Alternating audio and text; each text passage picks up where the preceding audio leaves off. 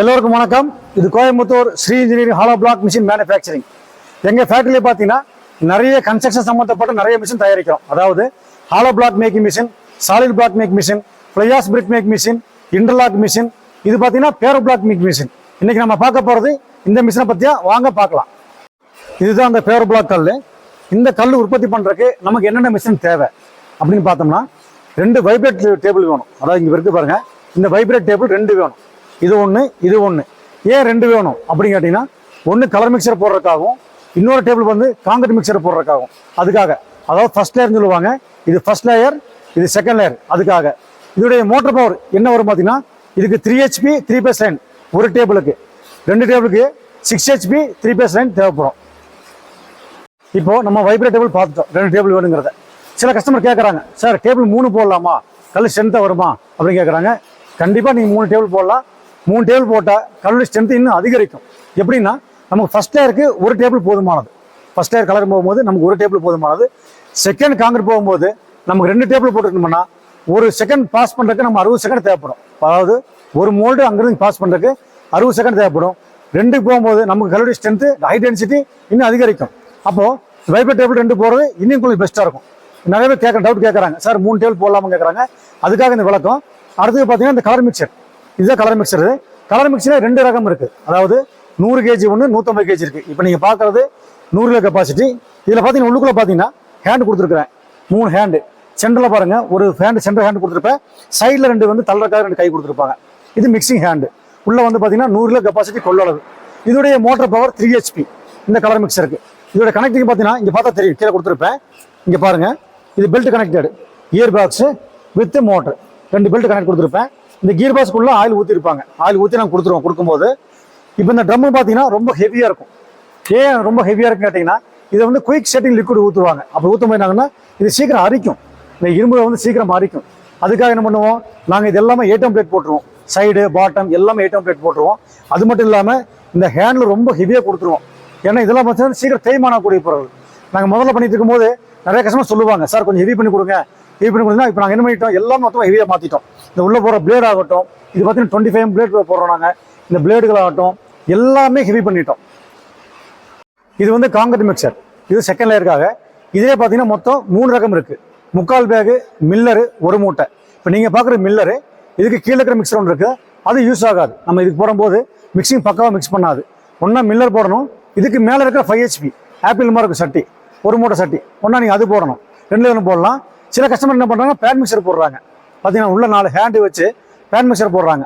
அந்த pan mixer போடும்போது பார்த்தீங்கன்னா மிக்சிங் நமக்கு வந்து 100% மிக்சிங் ஆகி வெளியே வந்துடும் மெட்டீரியல். அது ரொம்ப நல்லாயிருக்கும். இந்த மிக்சரோட கொஞ்சம் நல்லாயிருக்கும், அட்வான்ஸாக இருக்கும்.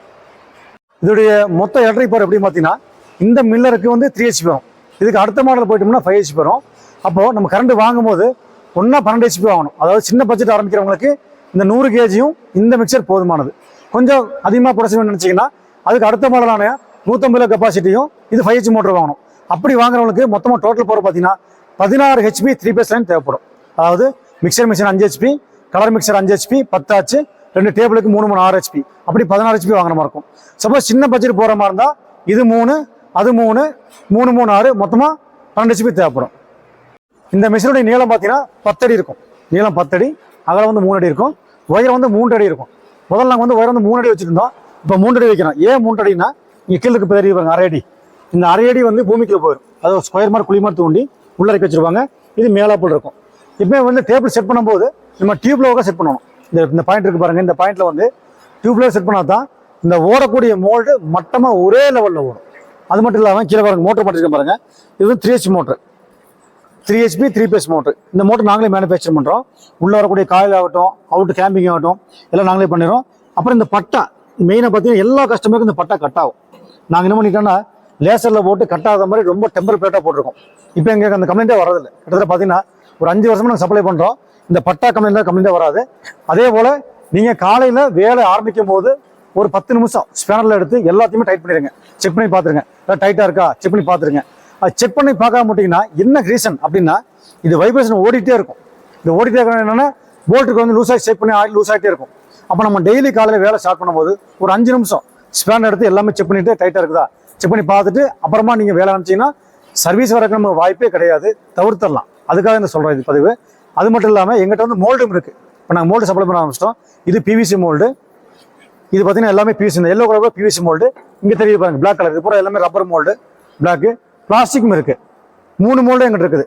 சில கஸ்டமர் கேட்பாங்க பிவிசி கேட்பாங்க, ரப்பர் கேட்பாங்க, பிளாஸ்டிக் கேட்பாங்க. 3லையும் போடுறவங்க இருக்கிறாங்க. அதுக்காக என்ன பண்ணிட்டோம், 3 மோல்டுமே எங்கிட்ட இருக்குது. இப்போ நாங்கள் மோல்டு சப்ளை பண்ண ஆரம்பிச்சிட்டோம். இந்த பிவிசி மோல்டு பொறுத்த வரைக்கும் அது பார்த்தீங்கன்னா எல்லாம் கிலோ ரேட்டு தான்.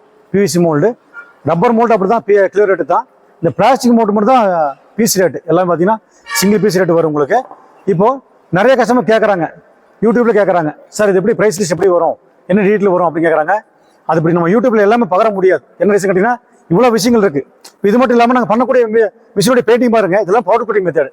நாங்கள் நார்மல் பெயிண்ட் அடிக்க மாட்டோம். இந்த கலரை பாருங்க, பார்த்தா தெரியும் உங்களுக்கு.